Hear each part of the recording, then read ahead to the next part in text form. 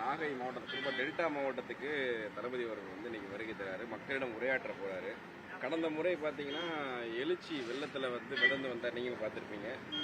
இன்னைக்கு program chart எதுவும் change பண்ணியிருக்காங்களா, போன முறை மாதிரி இந்த முறை இருக்குமா? திட்டமிட்டபடி இந்த நிகழ்வு நடைபெற இருக்கு.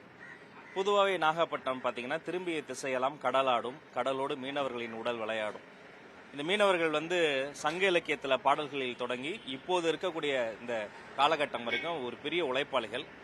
அவர்களினுடைய கோட்டையாக இருக்கக்கூடியது. இன்னொரு பக்கம் நீங்க சொன்ன மாதிரி இது ஒரு டெல்டா மண். இவங்களும் மீனவர்களும் விவசாயிகள் தான். நம்ம விவசாயிகள் மண்ணில், மீனவர்கள் என்ற விவசாயிகள் கடல்ல விவசாயம் செய்யறாங்க.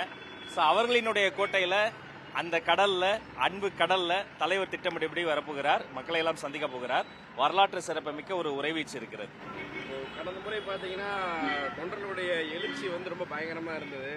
அவர் வந்து வரக்கூடிய ஸ்பாட்ல பார்த்தீங்கன்னா தாமதமாக வரக்கூடிய சூழல் உருவாயிடுச்சு. திட்டமிட்டபடி வர முடியாத சூழ்நிலை ஆயிடுச்சு. பிளான் பண்ணியிருப்பீங்க, வர முடியாத சூழ்நிலை ஆயிடுச்சு. இந்த முறை இதுக்கு எதுவும் ஆல்ட்ரேட் பண்ணியிருக்காங்க? அதான் வெளியில தெரியாத அன்சங்கடு ஹீரோஸ் தான் பாருங்க, எவ்வளவு தன்னார்வலர்கள் சவுந்தர் அமீது ஃபுல்லா மக்கள்லாம் இருக்காங்க. மக்களே என்ன பண்றாங்க, தன்னார்வலர்லாம் மாறி அந்த டிராபிக் அவங்களே ரெகுலேட் பண்ணிக்கிறாங்க. அவங்களே எந்த ஒரு இடத்துல ஏதோ ஒரு சின்ன சிக்கல் வந்தாலும் அதை சரி பண்ணிக்கிறாங்க. அதனால இப்படி பல விஷயங்கள் வந்து மக்களுடைய அன்பின் காரணமாக தான் நடக்குது. இது ஒரு தன்னெழுச்சி. நிர்வாகிகளை நாங்கள் கட்டுப்படுத்திடுவாங்க. நெல்லு பண்ணா நிற்பாங்க, உட்காருவாங்க, போனா போவாங்க, யோசிக்கவே மாட்டாங்க, எல்லா வேலையும் செய்வாங்க. பட் பொதுமக்களை வந்து நம்ம ரொம்ப இது அவங்க கிட்ட சொல்ல முடியாது. பட் அந்த அன்புக்கு நடுவில் அந்த அன்பு கடல் நீந்தி கொஞ்சம் வேகமா தலைவர் போறதுக்கு அவங்க கொஞ்சம் ஒத்துழைப்பு தந்தாங்கன்னா இன்னும் சௌரியமா. இன்னைக்கு திட்டமிட்டபடி 2 இடங்கள்லயுமே தலைவர் பேசுறதுக்கான திட்டமிட்டபடி நடக்கும், மிக சிறப்பாக நடக்கும். மறுபடியும் இந்த இடத்துல வந்து இப்படி ஒரு பேச்சு கேட்ட பிறகு, இப்படி ஒரு சம்பவம் நடந்த பிறகு அந்த புழுதி அடங்குவதற்கு இன்னொரு 1 வாரம் ஆகும். இனி வாரம் ஆரவாரம் தான். நன்றி. வாரம் அவர் பேசக்கூடிய ஒவ்வொரு விஷயங்களுமே பார்த்தீங்கன்னா வந்து டிபேட்டாகவும் இல்லை மக்கள் மத்தியில் ஒரு பெரிய பேசு பொருளாகவும் மாறிட்டு இருக்கு.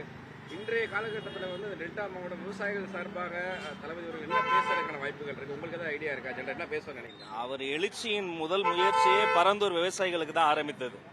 இப்போ வரைக்கும் அந்த பரந்தூர் விவசாயிகளினுடைய அந்த ஒரு 17 நீர்நிலைகளை இழந்து ஆற்று நீர் பாசனத்தை அடகு வைத்து இந்த மண்ணையும் மக்களையும் மலடாக்கும் மிகப்பெரிய வளர்ச்சி என்ற பேர்ல போலி பசுமை வளர்ச்சிக்கு எதிராக பரந்தூர் மக்கள் போராடியதை தேசிய செய்தியாக, சர்வதேச செய்தியாக, இந்த மனித குலத்தின் வீழ்ச்சியின் அழிவினுடைய தொடக்கமாக உலகெங்கும் சென்று சேர்த்தவர் வெற்றி தலைவர் விஜய் அவர்கள் மட்டும்தான்.